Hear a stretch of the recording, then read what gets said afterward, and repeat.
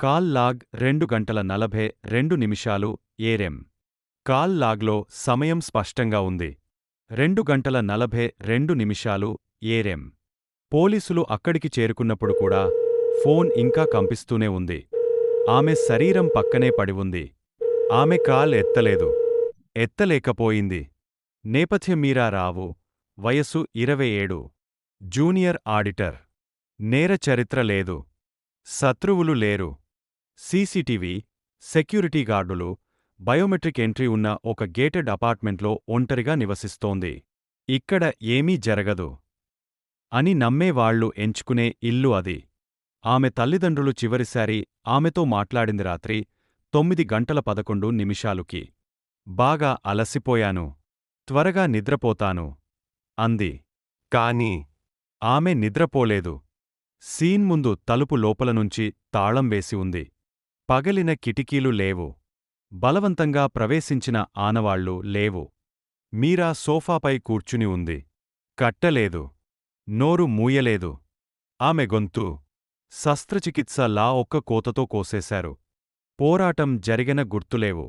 అర్థం ఒక్కటే, ఆమెను చంపింది ఆమెకు తెలిసినవాడే.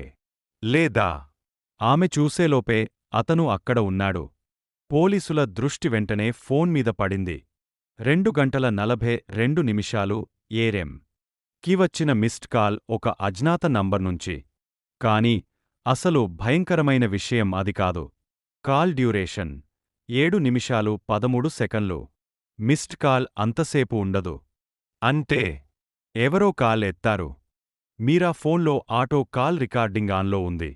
చాలామంది అది మర్చిపోతారు. హంతకుడు మాత్రం మర్చిపోలేదు. రికార్డింగ్ మొదట మౌనం. తర్వాత మీరా స్వరం. శాంతంగా, సాధారణంగా. హలో.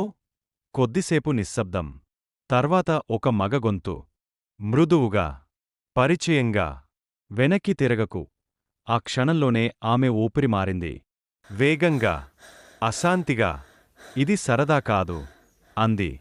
అతను అన్నాడు, నువ్వు తలుపు తాళం వేసేటప్పుడు తాళాల శబ్దం నాకు తెలుసు. ఈరోజు 2 సార్లు వేశావు. అంటే నువ్వు భయపడుతున్నావు. మౌనం. పాదచప్పుళ్ళు. ఇంకా దగ్గరగా. మళ్ళీ అదే గొంతు. నువ్వు అరుస్తే నేను నెమ్మదిగా కోస్తాను. ఆమె అరవలేదు. రికార్డింగ్లో 4 నిమిషాలపాటు ఆమె శ్వాస మాత్రమే వినిపించింది. తర్వాత బట్టను లాగుతున్నట్టు శబ్దం. తర్వాత ఏమిలేదు. కాల్ ముగసింది. సీసీటీవీ సమస్య. అపార్ట్మెంట్లోని అన్ని కెమెరాలు పనిచేశాయి. కానీ 2:30 నుంచి 3 ఏఎం వరకు మాత్రం కాదు. సిస్టమ్ అప్డేట్ అని రికార్డు. అది మాన్యువల్గా రిక్వెస్ట్ చేయబడింది. సెక్యూరిటీ ఆఫీస్ నుంచి. డ్యూటీలో ఉన్న గార్డు రమేష్ కుమార్, వయసు 54. తర్వాతి రోజు అతను పనికి రాలేదు. అతని ఫోన్ స్విచ్ ఆఫ్. తప్పు రమేష్ తాను ఎవరికీ కనిపించడని అనుకున్నాడు. కాని నేరస్తులు ఒక విషయం మర్చిపోతారు. పాటర్న్స్. గత నెలలో మీరా 3 ఫిర్యాదులు చేసింది. పోలీసులకు కాదు, సొసైటీకి. నైట్ గార్డు చాలా దగ్గరగా నిలబడతాడు. వ్యక్తిగత ప్రశ్నలు అడుగుతాడు. నా రొటీన్ తెలుసు. మేనేజ్మెంట్ నవ్వింది. వాడు వృద్ధుడు. హానికరం కాదు. అరెస్ట్ 2 రోజులకు రమేష్ ఒక రైల్వే స్టేషన్లో పట్టుబడ్డాడు. శుభ్రమైన బట్టలు. చిన్న బ్యాగ్. లోపల ఒక కత్తి. మీరా స్పేర్ కీస్. మరొక నోటుబుక్. ఆ నోటుబుక్లో మహిళల షెడ్యూల్స్. ఎవరు ఒంటరిగా ఉంటారు. లైట్లు ఎప్పుడు ఆఫ్ అవుతాయి. బ్లైండ్ స్పాట్స్ ఎక్కడ. మీరా పేరు చుట్టూ వృత్తం. 2 సార్లు. ఒప్పుకోలు రమేష్ తిరస్కరించలేదు. చిన్న బ్యాగ్. లోపల వివరాలు మాత్రం సరిచేశాడు. ఆమె నన్ను గుర్తుపట్టలేదు అన్నాడు. అది నాకు బాధగా అనిపించింది. ఆమెకు కాల్ ఎందుకు చేశావని అడిగితే అతను నవ్వాడు. ఆమె నన్ను విన్నట్టు నాకు సాక్ష్యం కావాలి. తరువాత కేస్ త్వరగా మూసేశారు. మీడియా మర్చిపోయింది. అపార్ట్మెంట్ కొత్త గార్డులను పెట్టుకుంది. గోడలకు పెయింట్ వేసింది. కెమెరాలు అప్గ్రేడ్ చేసింది.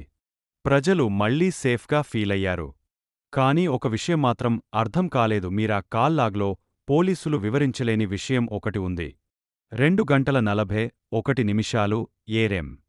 హంతకుడు కాల్ చేయడానికి 1 నిమిషం ముందు మీరా ఎమర్జెన్సీ నంబర్కు కాల్ చేసింది. కాల్ డ్యూరేషన్ 3 సెకన్లు. తర్వాత డిస్కనెక్ట్. అంటే ఆమె అతన్ని చూసింది. అతను మాట్లాడకముందే. ఫోన్ మోగకముందే. అయినా ఆమె అరవలేకపోయింది. Please like, share and subscribe to my channel Storynova.